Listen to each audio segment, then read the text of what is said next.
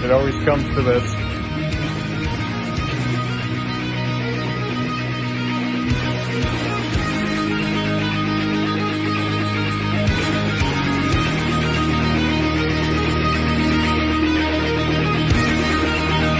More nice shit.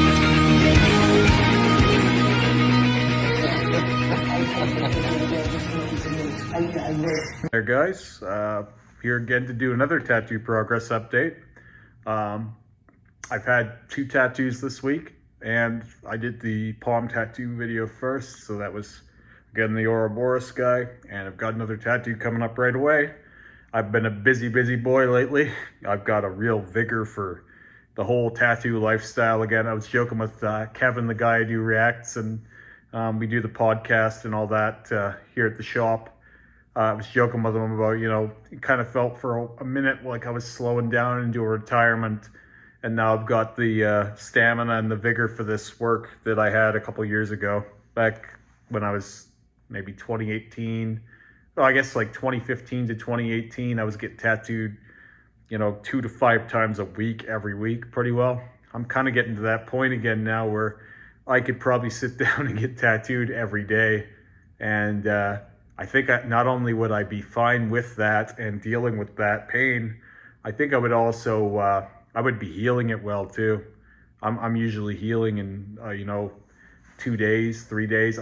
After the first day's over, I'm kind of not worried about the tattoo. I'm not over caring, like it's very natural.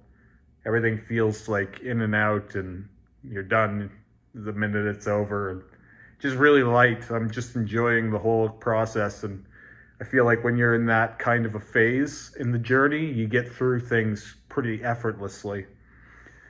Anyway, that's just my opening rant. I will go ahead and get into what I ended up doing. It's been about a week, maybe 2 weeks, I guess. I actually took a week off with Rick. He took a week off with me, I should say. Came in for my appointment, and Rick had problems. He had tattooer problems. He was not available, we'll say, for my session one Monday. And so he made it up to me, and we did a big session this last week. We did about 4.5 hours, which for anyone who watches this vlog all the time will know, I'm usually between 2.5 and 4 hours on average. We don't go much longer than that. For one reason, we're working on scar tissue everywhere we go. To some degree, there's scar tissue, and not wanting to make that worse. We prioritize healing the work and getting the best result. And so the best result is generally in that 2 to 4 hour time frame where the skin doesn't tighten up and everything heals better. And it's been working pretty well for us. But anyway, I won't ramble too much more about that. I'll get into what we did. So right away, you can see that we had these in-between spots all over the place. We had one here. We redid the red and the white over there because this one healed hard. There was an in-between spot here all around this nipple and the armpit, creating some more detail in and around the belly button, more drops, or not belly button, armpit, more drop shadow on the tongue, some more highlights in here. Redid the red over here just to bring up the brightness again, because again, the tongues are darker, and we want to stress that by making the red brighter. So everything is going to be 2 passes of red, or at least 2 passes of red to really increase the brightness, even though 1 pass of red is enough to be pretty bright. So yeah, now we can see that this monster, this animal, this creature that we're working on is really very uniform. So we did this whole side of highlights. There was a lot of highlights in there. It's really hard to even along the ridge of the teeth here, it's really hard to put into perspective just how much work, and especially because the white ink is very thick and it takes quite a bit of time to saturate that properly. And when I mean properly, I mean in a way that it's going to show up when it's healed. So like, for example, this guy is healed, right? That's fully healed. That's been healed for a couple months now. So that's not going to darken much, if ever. It won't darken much. Again, the spider eyes here are my litmus test for this. And these have been almost a year now. In about a month, they're a year old, and they haven't really changed. You can see the contrast difference here between the negative dynamic, the Panthera black spider eyes, and the white and silver. So, yeah. So that was about, 2.5 hours on this side. And then to my great shock, Rick had more steam in the engine. Now, we all know I'm never going to tap out. I would go all day. But Rick wanted to do this side too. He was feeling good. So we decided we do all the highlights over here around this nipple. And all the highlights in here. Another little drop shadow. He gets the drop shadow. This is where Rick is showboating a little bit. He's so confident in this stuff now that he's putting drop shadows on a black on black project. So yeah, again, more red done here, more silver. This stuff's all a little bit dry. I haven't moisturized it. So keep that in mind. I haven't moisturized this since the morning. When he, little side rant here. When he was shaving me, this side, I'm laying down, he's shaving this side. The man is so aggressive with the razor. It's actually more painful getting shaved by Rick sometimes than it is the actual tattoo. He's shaving me, going pretty quick, because we want to get at this. He nicked my nipple twice. He drew blood from my nipple in 2 different places. So there's a little video that I'll put in here, right? As I'm saying this, it'll show the nipple is pretty red during the video. That's cool with that. I still think this nipple needs to be darkened a little bit more. I think that the healing from the piercing wasn't fully done when we tattooed over it, so it's still a little bit light, surprisingly, compared to the other one. I mean, they're still black, like they're black, but when you get real close up on it, there's some still a little bit of spottiness that I'll probably work out. When you've had your nipples tattooed 7 times, what's one more time, right? So yeah, taking a step back here, and you can really appreciate just the fact that this looks all together now. This was the session that I wanted it to be, and that we got all of these highlights in, and this looks like one big monster's skin now. So that was a big one. I thought that was going to be 2 sessions. We ended up doing it in 1. So I've showed that off enough. I'm sure people are getting tired of looking at my moving torso. But then again, people have been following this project for a while, so who knows? Maybe it's as satisfying to the people watching as it is to me, because I feel like this project has been so informative, not just to me or Rick, but to so many people who might end up doing something similar, maybe on a smaller scale, maybe even on a similar scale one day.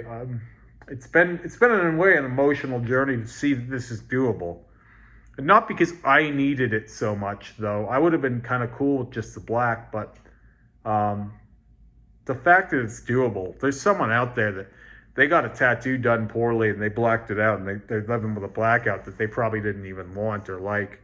And that person is maybe going to find these videos and see that you can do this shit, that it's a better route than laser for a lot of things, and that makes me happy to know.